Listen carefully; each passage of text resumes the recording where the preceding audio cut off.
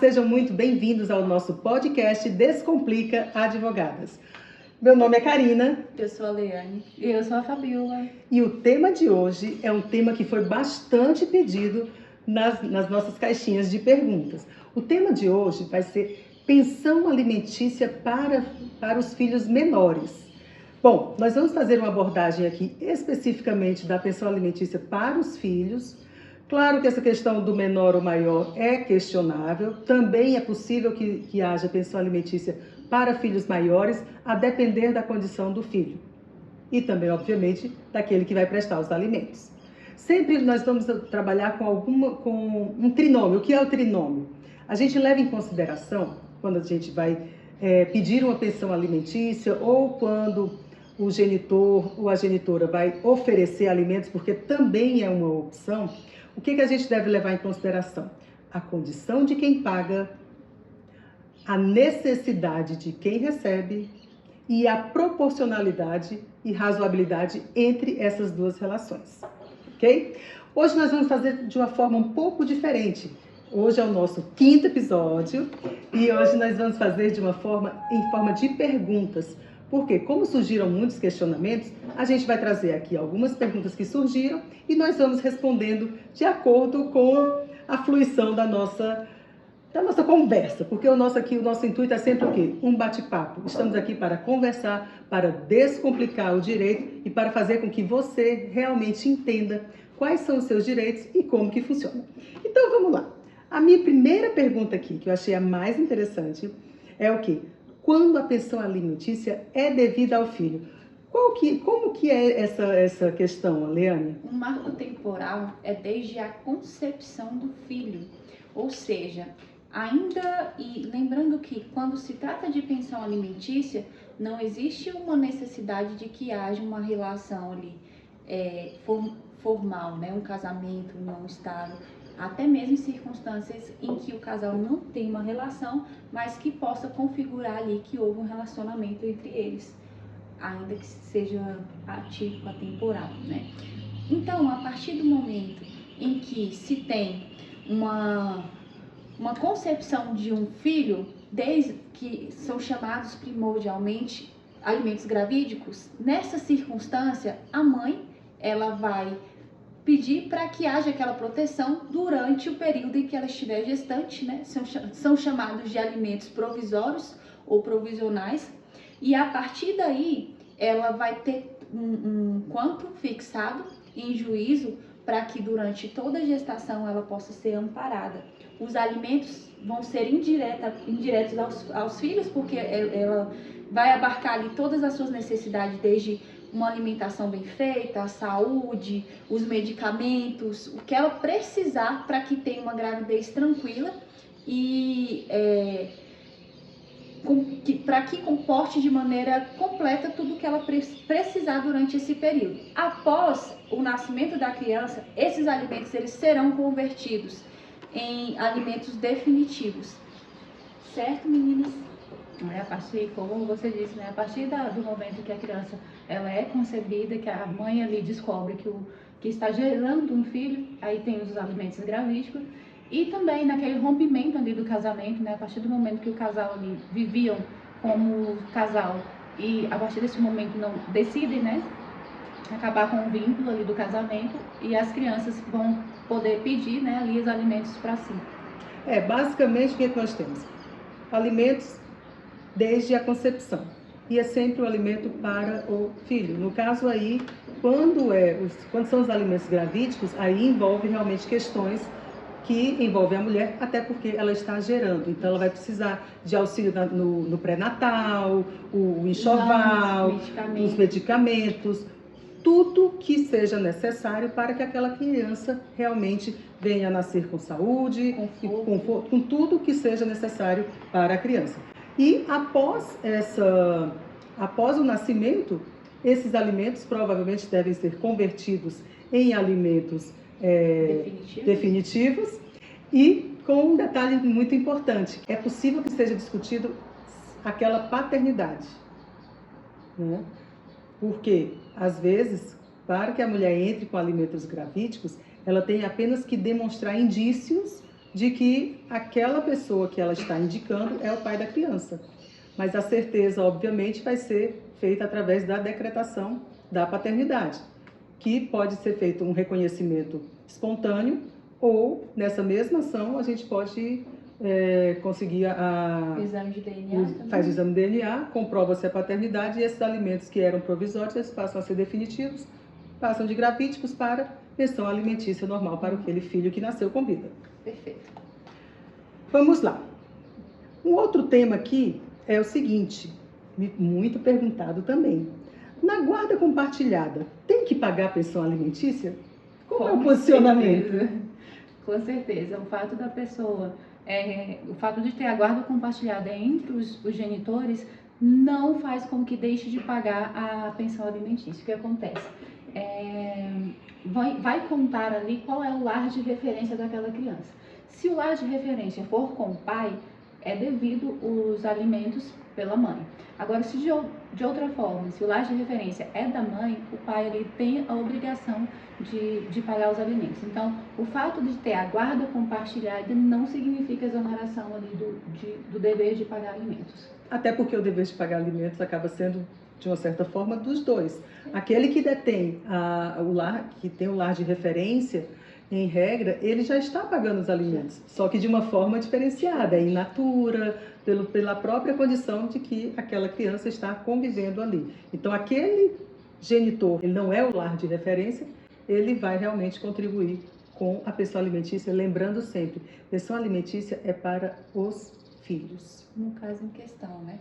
Por ser uma situação solidária, né? A pensão alimentícia é uma obrigação solidária. Então, independente do regime adotado da guarda, seja compartilhada, unilateral, haverá a obrigatoriedade por parte dos pais, sendo que ambos devem contribuir financeiramente, amorosamente para a vida da criança. O bem-estar, ele sobrepõe sobre os interesses, né, independente da circunstância, mas o fator principal na questão da obrigação é justamente essa questão da solidariedade dos pais. Então, quando se trata da guarda compartilhada, nós adotamos esse critério no sentido de que o lar de referência é de um, e por essa razão ele não vai dar um valor financeiro ao outro genitor, né, o outro pai. Por quê? Como a criança vai viver naquela casa, ele já vai estar arcando com as despesas diárias ali.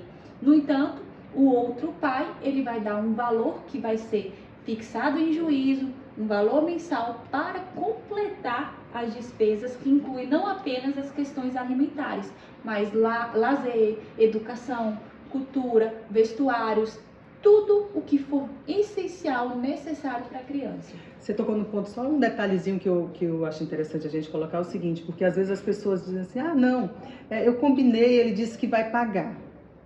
Que é justamente aqueles acordos de pensão alimentícia que a gente faz sem ir diretamente ao judiciário. Um acordo entre as partes, boca, né? De boca, como se diz, né? E aí a gente tem que ter muito cuidado com isso, porque enquanto está... nós divorciamos, está tudo bem, não tem nenhum problema, até aí está tudo bem. O grande problema que vem é depois. Por quê?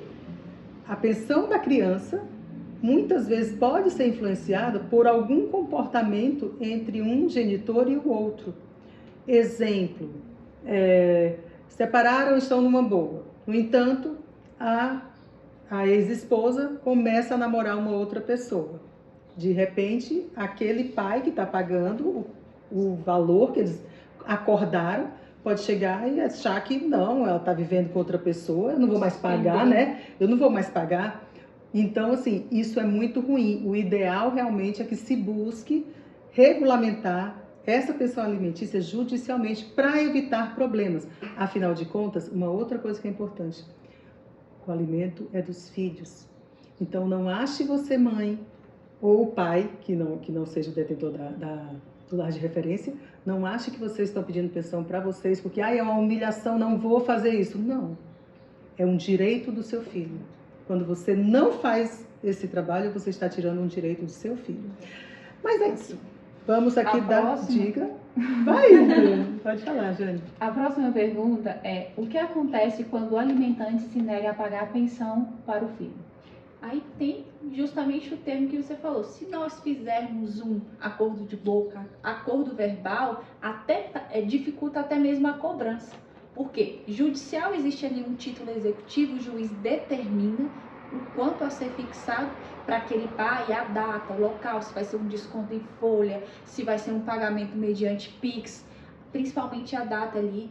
E esse tipo de ato, ele vai ser coibido ou vai ser restringido a partir do momento em que a pessoa entra com cumprimento de sentença, para que seja feito, para que valha aquela decisão do juiz, a ponto de serem aplicadas penalidades, desde multa até outras medidas mais restritivas, né? E aí, nesse caso, é possível entrar a partir do momento que a pessoa já entrou com um pedido de pensão alimentícia no judiciário, é possível a gente entrar com um pedido de pensão alimentícia pelo rito da prisão ou pelo rito da penhora. O rito da prisão, como a gente aqui já está acostumado a saber, é cobrado, né? É cobrado ali os 3 últimos meses da pensão devida e os 3 meses anteriores, os restantes dos meses anteriores serão pelo rito da penhora. A penhora, quer acrescentar? Só lembrando um detalhe que não precisa esperar os 3 meses para poder entrar com o pedido de prisão, não. A regra é que normalmente as pessoas adotam essa medida mais restritiva por ser uma privação da liberdade a partir de 1 mês. Só que os atos reiterados, né? Porque existem pais que acreditam veemente que aquela prisão só vai ocorrer se for de se atrasar 3 meses, né? Atrasar 3 meses. Mas se o devedor está devendo um dia, já é possível entrar com pedido de prisão. Então é exatamente isso. Não tem essa questão do tempo, essa questão dos 3, de que precisa completar os 3 meses para entrar com pedido de prisão, é mito. Exato. E aí agora a gente pode também chegar à conclusão de que mais um outro benefício de você ajuizar a ação de alimentos no judiciário. Por quê? O direito não socorre aos que dormem. Então, se não existe ali uma sentença condenatória para o pagamento da prisão, você não pode cobrar o retroativo. A pensão alimentícia ela não é retroativa, é pro futuro. Só que se você tem um título, a partir da data em que for fixado os alimentos, será cobrado judicialmente. Se você não tem, você só pode cobrar a partir da citação. Então existem aí inúmeras possibilidades que vão ser totalmente favoráveis aos filhos, pais e mães que pretendem realizar ali o pedido de pensão alimentícia. Não espere. Tentem fazer um acordo verbal, não conseguiu? Vamos partir para uma medida mais coercitiva, mais restritiva. Vamos para o judiciário. Assim, geralmente a gente sempre busca o extrajudicial pela questão da morosidade, pelo abarrotamento do judiciário. Mas em alguns casos realmente é o mais seguro, até porque nós estamos trabalhando com o direito de uma criança. Exato, mas aí entra o papel do advogado, porque uma vez que você não consegue fazer um acordo verbal, ainda que você pleiteie judicialmente, pode sair posteriormente um acordo verbal ali no meio da ação, porque muitas vezes o advogado familiarista, especialista, ele já sabe qual é o procedimento a ser adotado. Como que pode convencer, por exemplo, um pai a efetivamente fazer? Pode ser muito mais tranquilo fazer um acordo ali e fechar o processo do que aguardar o trâmite normal, né? Então, a essencialidade do advogado familiarista é bom justamente em função disso. Quando a mãe passa a morar com um novo companheiro e o filho, o pai pode pedir revisão de pensão? Nossa. Bom, deixa eu ver. Eu acho até que meio que a gente já respondeu quando a gente falou que de repente começa a viver com uma outra pessoa e alguns pais acham que pronto, está vivendo com outra pessoa, não preciso mais pagar a pensão. Isso não existe. Como a gente falou, a pensão é do filho. Então, se a mãe tem um novo relacionamento ou o pai que está que é o lar de referência do filho tem um novo relacionamento, isso não modifica em nada, porque a condição é do filho. Então, não há essa mudança. E não é motivo para a mudança não é motivo para o revisional de alimentos o fato da genitora estar com um novo casamento ou uma nova união estável. Tem muitas pessoas, muitos homens, eu vou dizer homens porque é a maioria, né? Mas isso pode acontecer também com as mulheres. Tem muitas pessoas que confundem o fato do ex estar ali no novo relacionamento. o novo relacionamento em nada vai afetar o valor pago da pensão alimentícia. Então, assim, não há que pensar, a pessoa está namorando, vou diminuir o valor da pensão. Isso não influencia em nada. Exato. A próxima pergunta é: quando o alimentante pode pedir a exoneração de alimentos? Posso responder? Vamos lá. Quando que ele pode pedir a exoneração de alimentos? Basicamente, é quando aquela pessoa que está recebendo os alimentos deixa de ter a necessidade, ou nós temos algumas regras que são um pouco mais específicas. Por exemplo, a partir dos 18 anos, a gente já pode pedir a exoneração de alimentos, desde que aquele adolescente, né, que tem 18 anos, não esteja cursando faculdade. Existem outras situações que podem fazer com que, mesmo que a pessoa completando os 18 anos, essa pensão permaneça. Existem algumas situações... Oi? Até os 24, né? Até os 24 para a pensão alimentícia, mas se de repente é uma pessoa com necessidades especiais, né? Prorroga. Então aí fica realmente por tempo indeterminado. Mas tem um detalhe que é muito importante. Não é o simples fato do adolescente ter completado 18 anos que automaticamente aquele genitor que paga a pensão ele deixa de ser obrigado a pagar. Isso realmente não existe. Há este mito, né? As pessoas pensam, não, agora completou 18, acabou a pensão. Não é assim. É necessário que se ingresse com uma ação que chama exoneração de alimentos, que é uma ação que diz o quê? É uma ação que você entra para pedir ao juiz para dizer, olha, a partir de agora você não precisa, você não está mais obrigado a pagar a pensão alimentícia. Isso vai ser analisado no caso concreto, onde o juiz vai analisar todos esses aspectos. Se aquele adolescente já tem realmente capacidade de se manter, se há ainda a necessidade do pagamento. Um exemplo clássico é a faculdade. Quando ele faz faculdade, geralmente os alimentos vão até os 24 anos. Mas quando completar, tem que entrar com a exoneração. E pode se estender até, vamos supor que está fazendo medicina, demorou um pouco mais, pode conseguir passando dos 24 anos ainda também. Agora tem outra questão também que pode encerrar o pagamento dos alimentos, é o casamento e o fato da pessoa estar ali trabalhando. Ou seja, se a pessoa casou, tem 18 anos, casou e não está estudando, já tem um emprego fixo, isso também são motivos para que se entre com o pedido de exoneração de alimentos. Quando a pessoa já se mantém, né? A partir do momento que é justamente como a gente tinha falado anteriormente, quando ela deixa de ter a necessidade. É porque passa a deixar de ser obrigatório, né? Uhum. E surgem outras questões ali que serão analisadas, a capacidade principalmente. Exatamente, e a necessidade. Isso. É fundamental. Vamos lá, agora sou eu que vou... esse tema é bastante... Esta pergunta foi muito recorrente, foi realmente colocada algumas vezes. Quanto o alimentante tem que pagar de pensão alimentícia? E como se faz o cálculo dessa pensão? Você respondeu no início, né? Sobre a proporcionalidade, a razoabilidade e a forma como o pai, qual a condição do pai, daquele que está pagando, ou da mãe, né? Dependendo da situação, e a necessidade da criança ou do adolescente. Eu até comentei com as meninas aqui nos bastidores que pode acontecer de um dos filhos ter uma necessidade que vai além do normal. Além do normal, quando eu digo, por exemplo, vai que a criança tem uma necessidade de saúde.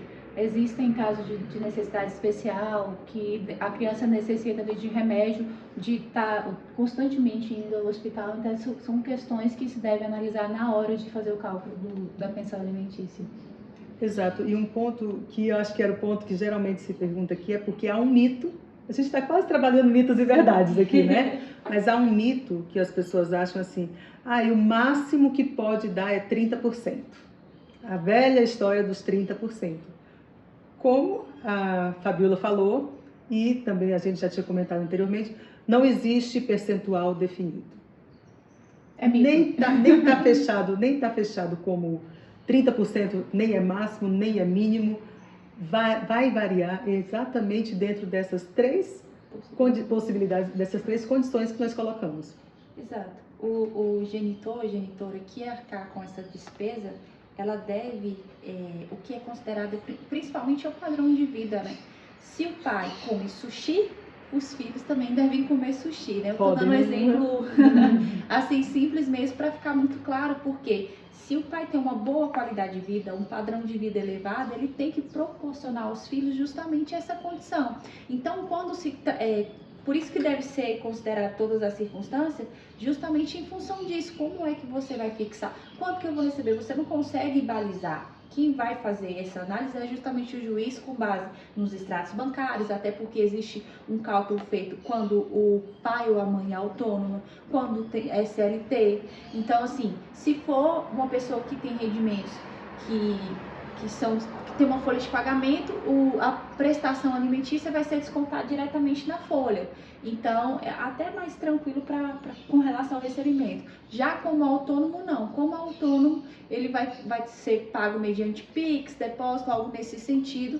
E aí, é justamente com base no trinômio, né, nessas necessidade, possibilidade, proporcionalidade, que será fixado o quanto. Principalmente, se o pai tem uma boa forma, uma boa renda, uma boa qualidade de vida, o filho também deverá ter, independente da quantidade de filhos. Exatamente. E é nessa linha de raciocínio que eu pergunto, se o pai tem filhos de mães diferentes, esse cálculo também é válido? Continua da mesma forma. Não vai haver nenhum tipo de variação em relação ao trinômio que nós colocamos. Vai ser avaliado exatamente da mesma forma.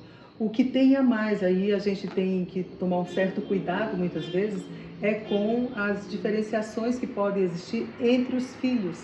Porque dentro da nossa família mosaico, que é aquela família que é formada, o marido que se separou e a mulher também, aí esse casal passa a se unir, então tem os filhos, são os meus filhos, os seus filhos e os nossos filhos.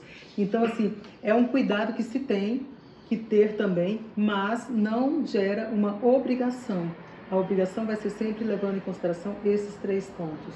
Mas aí o cuidado seria mais em relação à pessoa que está administrando ali a pensão alimentícia do filho. Como a pessoa, no caso a mãe, que é o exemplo mais comum que a gente está dando, como ela vai administrar a pensão alimentícia que ela recebe dos filhos que são de pais diferentes, né? Exatamente. Por isso que tem medidas, né? Justamente se o pagador da pensão percebe que há um desvio ali, que o valor não está sendo direcionado à criança, existe a prestação de contas, verificar se de fato aquele valor está sendo destinado à criança, mas de fato essa quantificação adotada aí é com base sempre nesses 3 requisitos. Exatamente. E sempre com essa questão que você falou, eu não consigo realmente deixar de comentar um fato que é até engraçado, porque é muito comum a gente ver nas redes sociais memes, né, de pais, às vezes, eu quero aqui uma prestação de contas porque eu acho que a mulher está usando o dinheiro indevidamente.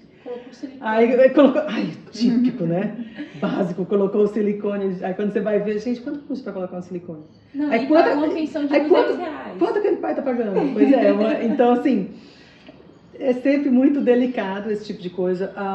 Mas há sim um mecanismo de verificação de como que está sendo os gastos porque os gastos têm que ser com a criança. Exato. Repetimos, sempre nós estamos tratando da pensão dos filhos. Existe também a pensão dos ex-cônjuges, mas esse é um assunto para um outro podcast, uma outra conversa. Vamos lá, isso aqui é um mito também, que muita gente se embasa nessa justificativa, mas sem qualquer procedência. Ele está desempregado, posso pedir pensão? Esse eu deixo para você, Jane. Com certeza. O fato do genitor ou da genitora estar desempregado não justifica não pagar a pensão. Existe no direito o princípio da responsabilidade responsável. Paternidade responsável, melhor dizendo. Então, assim, você é responsável pelos seus atos. Se você está ali no relacionamento e você corre o risco de ser pai, de ser mãe, essa responsabilidade te cabe. Então, independente de você estar desempregado ou não, é uma responsabilidade. A criança não tem culpa de vir ao mundo, não pediu para nascer, e o desemprego não vai te dar esse suporte de não pagar a pensão. Se assim fosse, estaria um monte de gente aí, porque isso acontece muito, de pessoas que faz questão de estar desempregado para não poder pagar a pensão alimentícia. Na pior das hipóteses ainda, se de fato está comprovado que aquele pai não possui condições alguma de manter o filho, existe aí uma ação subsidiária, que é a questão dos alimentos avoengos, e não dá para a gente aprofundar hoje, né? Mas é só dentro desse tema especificamente falando, que nas circunstâncias em que o pai não tem condições de arcar com as despesas, a prestação alimentar, é possível que haja uma ação de prestação de alimentos avoengas, e se tratando da responsabilidade solidária. E só lembrando, pessoal, que avoengo é alimentos que vocês pedem para os seus avós. Aí é independente, avô paterno ou materno. Esse ponto eu vou só...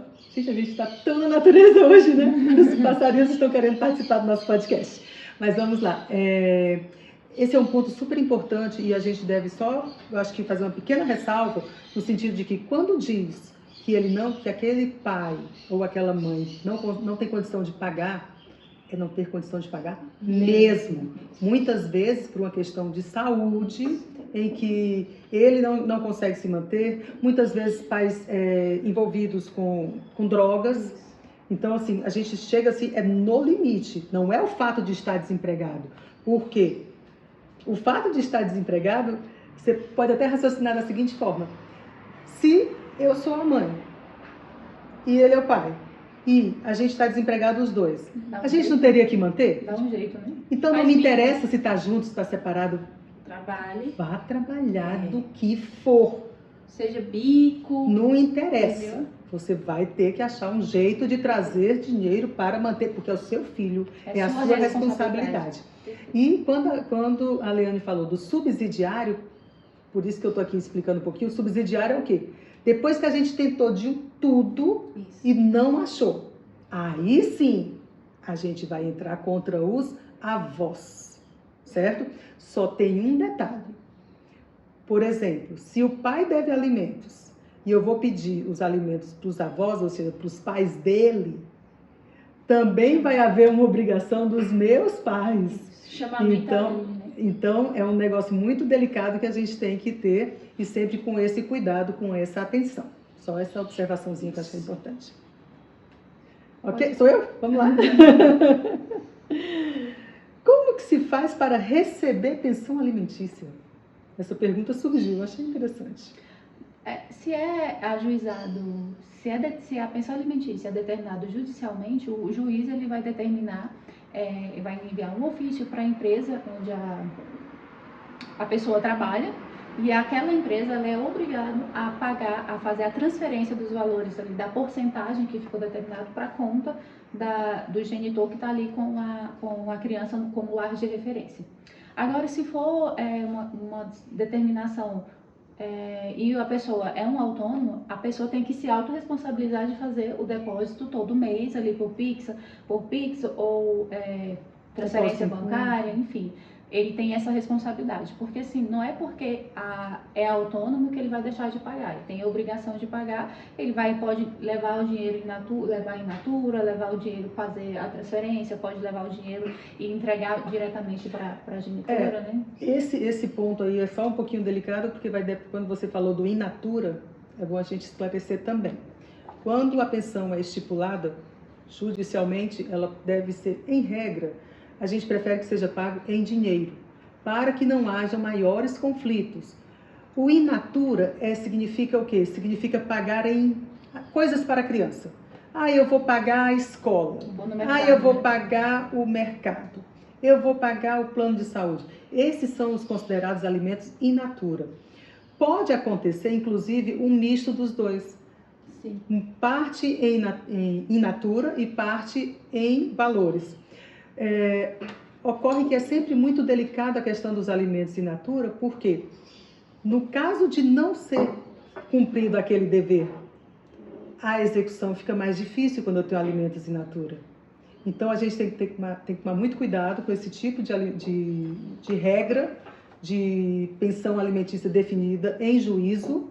E um outro ponto que quando a gente fala de CLT, é sempre CLT, servidor público, quando a pessoa tem ali um contra-cheque, um vínculo empregatício. e que aí geralmente se estabelece percentuais, Isso. né? E quando é um autônomo, em regra se faz em salários mínimos, né? Na verdade, assim, equivalente em salário mínimo, por quê? Porque vai ter um reajuste, é garantido um reajuste anual. Já quando é desconto em folha, não, vai ser de acordo com o crescimento salarial daquela pessoa que está pagando a pensão. E Você meio que entrou na resposta da minha próxima pergunta. E aí, só para acrescentar um pouquinho, a pergunta seria: quando o salário do pai ou da mãe, né, aumenta, é necessário repassar esse aumento também para a pensão alimentícia? Sim, né? Só que aí...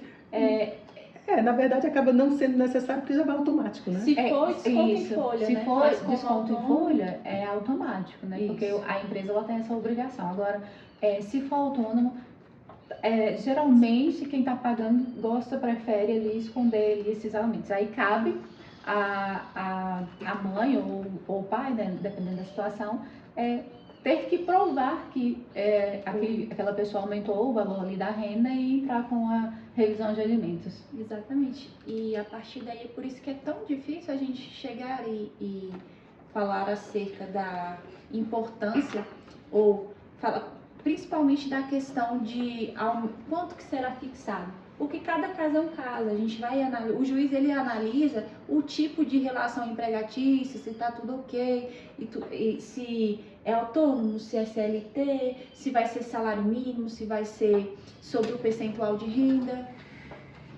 Isso. Vamos tocar. Ok. E, bom, a relação de perguntas aqui, deixa eu ver se tem mais alguma. Tem mais alguma? Então vamos para mais uma pergunta. O surgimento de novos filhos pode interferir na pensão alimentícia? Mais um mito. Mais um mito, exatamente. Em regra, não vai influenciar na pensão alimentícia. Por quê? O que é que o judiciário entende? A partir do momento que você teve um novo filho, você se planejou para isso. Então, o filho que você já paga a pensão não pode ser prejudicado pelo surgimento do novo filho, desse irmão. Aí entra aquele princípio que eu falei, que a gente usa no direito da paternidade responsável. Você é responsável por os filhos que você coloca no mundo, né? Ele não pede para nascer. Exatamente. Então, esse filho que já recebe a pensão, ele não pode ser prejudicado por conta de que o pai teve um outro filho ou constituiu uma nova família. Esse é um ponto muito importante. Há uma discussão. Na jurisprudência ainda há um pouco de questionamento nesse sentido. E em algumas raras exceções, desde que comprovado outras questões, porque uma coisa importante é o nascimento de um novo filho por si só não influencia na pensão alimentícia do filho que você já paga. Mas pode ser que outras circunstâncias, junto com esse fato, podem vir a causar uma certa interferência, mas não é a regra. E essa é uma das maiores fundamentações nas ações revisionais de alimentos. O que é isso? É uma ação onde você pede para o juiz para que haja ali um aumento ou uma diminuição da pensão alimentícia porque houve uma alteração no contexto fático-financeiro da pessoa, ou seja, houve uma alteração na renda daquela pessoa. Então, assim, existem inúmeras pessoas que entram com uma ação para diminuir a pensão alimentícia, pautando-se única e exclusivamente nessa fundamentação, mas muitas vezes cai por terra justamente porque não consegue comprovar o principal. A alteração financeira, né, a diminuição e a razão para que haja aquela diminuição financeira, não exclusivamente porque houve um novo filho, o nascimento de um novo filho. Exato, e ainda com um detalhe que é sempre muito importante, é que numa revisional de alimentos, que é essa ação que vai dizer o quê? Tem um ponto que é importante. Os alimentos, eles não prescrevem, tá? O que acontece? Decidiu aqui, nunca mais vai mudar? Não. Ele pode mudar sempre. Desde que haja um motivo realmente plausível e um motivo realmente que seja concreto. E esse motivo, ele pode tanto aumentar quanto reduzir. Isso é importante. Por quê? Vamos supor um exemplo de redução. É difícil, mas vamos supor um exemplo de redução. Suponhamos que, de repente, aquele filho que fazia determinado tratamento, vamos supor que é uma criança que de repente tinha ali, estava no momento que ele, quando foi determinada a pensão, ele fazia Um tratamento de saúde. um tratamento de saúde por conta de uma doença daquele momento, uma doença séria naquele momento. E passou o tempo, graças a Deus, aquela criança foi curada 100%. É um motivo realmente, porque os custos com aquele tratamento específico, eles não existem mais. Então, e se a condição daquele pai que paga, sempre a gente coloca o pai de uma forma genérica, aquele pai que paga a pensão para aquele filho, que deixou de ter um gasto, ou seja, houve uma redução na sua necessidade, dentro do nosso trinômio, desequilibrou, então eu preciso reequilibrar. Perfeito. Então é isso. Última pergunta. Olha. O genitor ou genitora, que é pai ou mãe, né, é obrigado a pagar as festinhas de aniversário? Polêmico. Eu diria que depende. Se foi fixado, se houve uma determinação jurídica dizendo que esses gastos devem ser partilhados, eu acho que é devido.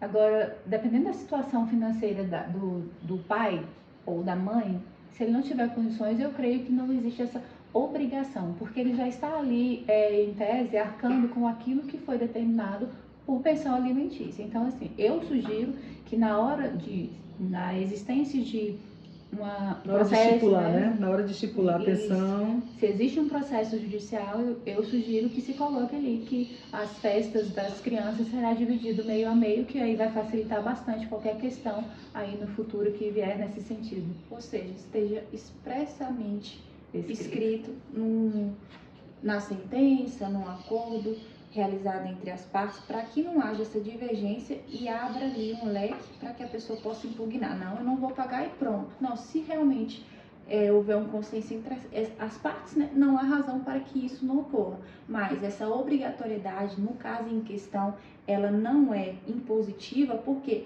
o papel fundamental do pai, da mãe que paga a prestação alimentar, já relaciona ali como lazer, cultura, já está relacionado a esses fatores necessários e que tem ali uma proteção na própria Constituição Federal. A questão de uma festinha de aniversário, ela é subjetiva. Existem pessoas que adotam ali uma afetividade maior, que tem uma necessidade de que tem uma festa, né, para comemorar, mas essa necessidade, ela realmente não pode ser obrigatória. Mas essa questão vale também para viagens. A gente está falando aí de festinha de aniversário, mas chega as viagens de final de ano, como é que fica, né? A mãe quer viajar com os filhos, mas se ela tem 2 filhos, 3 filhos, por exemplo, como é que fica? Para ela viajar com os 3 filhos pode ficar um pouco caro para ela.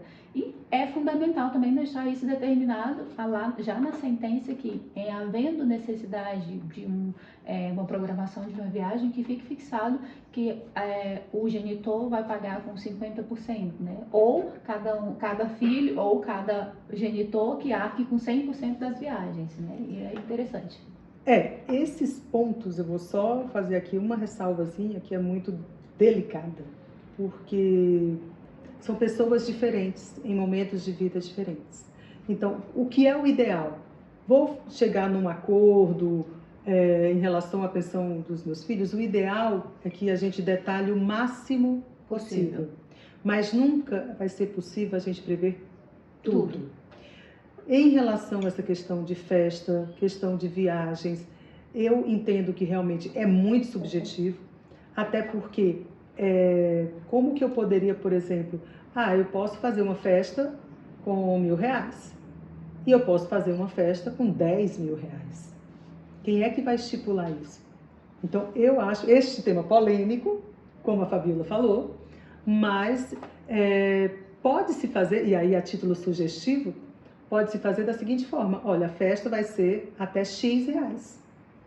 Passou disso, quem quiser essa festa maior vai arcar com a diferença. Com a diferença. São ideias que a gente vai trabalhar no caso concreto. Então, essas peculiaridades, por mais que sejam detalhes, são detalhes importantes que podem gerar uma discussão lá na frente. E aí entra a importância do advogado, da advogada familiarista, aquela especialista, que ela vai prever o máximo de situações futuras possíveis. Nunca vai prever tudo, mas vai prever o máximo para quê? Para se Aquela evitar situação.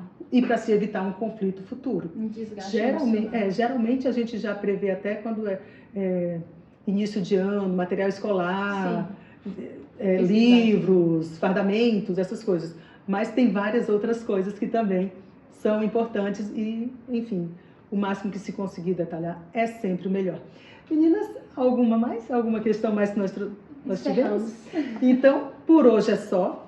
Acho que a gente pode Nos mantemos realmente com a maioria das questões que foram trazidas, a maioria não, todas que nós recebemos. Esgotamos as perguntas. As que nós recebemos, mas está sempre aberto a quê? A que vocês nos tragam novos questionamentos, novos temas.